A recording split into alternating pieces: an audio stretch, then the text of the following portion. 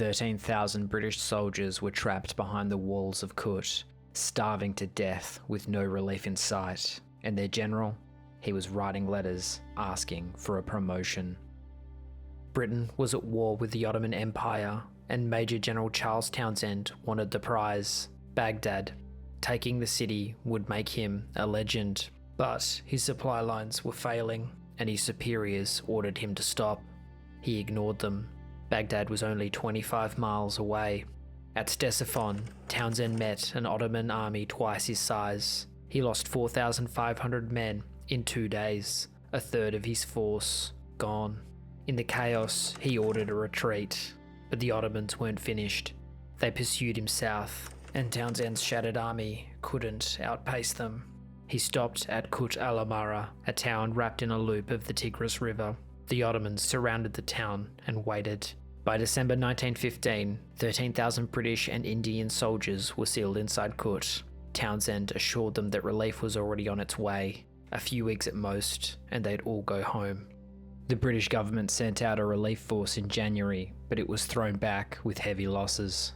A second tried in February and failed, then a third, then a fourth. 23,000 men were killed or wounded trying to break through to the stranded army, nearly twice the number trapped inside.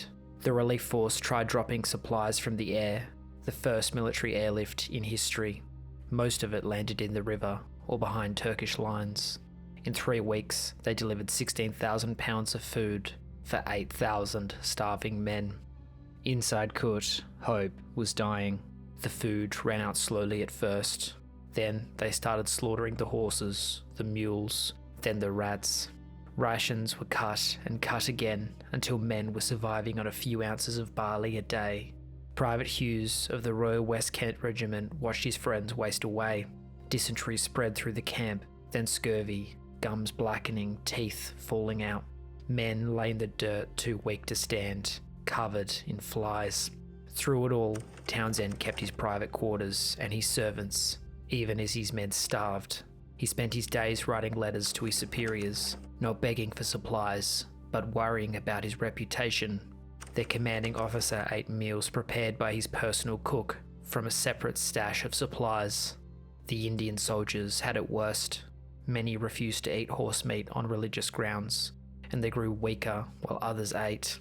By April, they faced an impossible choice: abandon their faith or die. Through it all, some British soldiers blamed the Indians for the disaster and beat them for it. Outside, the Ottomans shelled them mercilessly and waited for the army to starve. Inside, the men were close to capitulation. By late April, Townshend knew it was over, but even as his men were dying around him, he had other concerns. He sent radio messages to his superiors, not begging for rescue, but asking for a promotion. He wanted to be made Lieutenant General before the end came. When he finally negotiated with the enemy commander, he offered £1 million and 40 cannons in exchange for his parole, the right to walk away with his dignity intact. The enemy commander was sympathetic, but the Ottoman leadership in Constantinople overruled him. They wanted unconditional surrender, and they wanted to humiliate the British. London sent their best negotiator, T.E. Lawrence of Arabia himself. Lawrence doubled the offer to £2 million, but the Ottomans still refused, then publicised the bribe, embarrassing London. On April 29, 1916, after 147 days of siege, Townshend surrendered 13,000 men. His main concern in the final negotiations was making sure the Ottomans would take care of his dog. It was the largest British surrender since the American Revolution. The Ottomans separated Townshend from his men immediately. They sent him to Constantinople, and his men, they marched into the desert. The soldiers thought surrender meant safety. Private Hughes handed over his rifle and waited for whatever came next. Within hours, Arab guards had stripped them of everything: boots, helmets, water bottles, anything of value. And then the march began. No one told them where they were going. No one told them it would take 4 months to get there. The guards drove them north through the Mesopotamian desert, beating those who fell behind and whipping those who stopped to help fallen comrades. On the first night, the Ottomans fed them. The prisoners were starving. They hadn't eaten properly in months. They ate whatever was given. By morning, 91 men died in agonizing death, frothing at the mouth, convulsing in the dirt. The Ottomans called it a tragic accident, food too rich for starving men. But the survivors weren't so sure. Disease spread through the columns, first cholera, then dysentery, then enteritis. When men fell behind, guards tied them by the wrists to their saddles and dragged them until they stopped moving. Private Hughes watched the guards strip the corpses naked and leave them for the vultures. After weeks in the desert, they reached Ras Al Ain, a railhead in the Syrian wasteland. The camp there would have the highest death rate of any. They forced Indian soldiers into holes dug into the ground, living like animals. One British sergeant described them as animated skeletons hung about with filthy rags. From Ras Al Ain, guards packed the weary soldiers into railway carriages and sent them deeper into Anatolia. But the railway wasn't finished.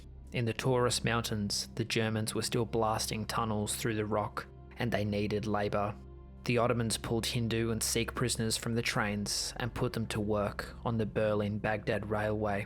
Thousands died being worked to death. The survivors who made it through the marches were scattered across Anatolia. Officers were separated from enlisted men. At Yozgat, they staged plays and went hunting. At Kastamonu, they had a library and a badminton court. Their captivity depended on the mood of the local commandant, but many survived. The enlisted men got labour camps, railway tunnels, construction gangs. Malaria and typhus swept through the labour camps and decimated the already weakened men. For 2.5 years, the men waited for rescue. On October 30, 1918, the Ottoman Empire surrendered. Within weeks, British ships arrived at Smyrna, carrying home those who had survived. The shattered men were received by disbelieving families who couldn't understand how their boys had become so thin. Of the 2,500 British soldiers who surrendered at Kut, only 700 would ever see home again, a death rate that historians would later compare to Japanese prisoner of war camps in the Second World War. As one survivor wrote, "No one will ever know how many were left on the roadside to die." Townshend never saw the death march. The Ottomans took him to Principe Island, a retreat for their aristocrats in the Sea of Marmara, dotted with Victorian villas. He lived as an honoured guest, passing his days in a private library with servants attending to his every need. He spent his time writing letters, not pleading for his men, but lobbying for his own career. Townshend befriended the Ottoman leadership, the same men responsible for his soldiers' captivity, and publicly defended how they were being treated. He never lifted a finger to help them. When the war ended, the Ottomans chose Townshend to carry their peace offer to the British. They trusted him that much. He'd become their man. Then, when he got home, he stood for Parliament and won. And the same year, he published his memoir, in which he blamed the inferiority of his troops for the disaster. But as more survivors staggered home, the truth spread. Stories of the death march, the labour camps, the 70% who never returned. Critics attacked Townshend for his passiveness during the siege, for the inaccurate reports that led to failed relief attempts, for living in luxury while his men died. He lost his seat in 1922 and died 2 years later, penniless. Private Hughes made it home. He carried the weight of what he'd witnessed for the rest of his life. The comrades who died beside him, the bodies left on the roadside. The survivors called themselves the Kutites, and most never spoke of Mesopotamia again. Thanks for watching, guys. I hope you enjoyed this video. If you're interested, please consider giving it a like or subscribing. I have other videos on this channel for your enjoyment, linked here. I'll see you next time.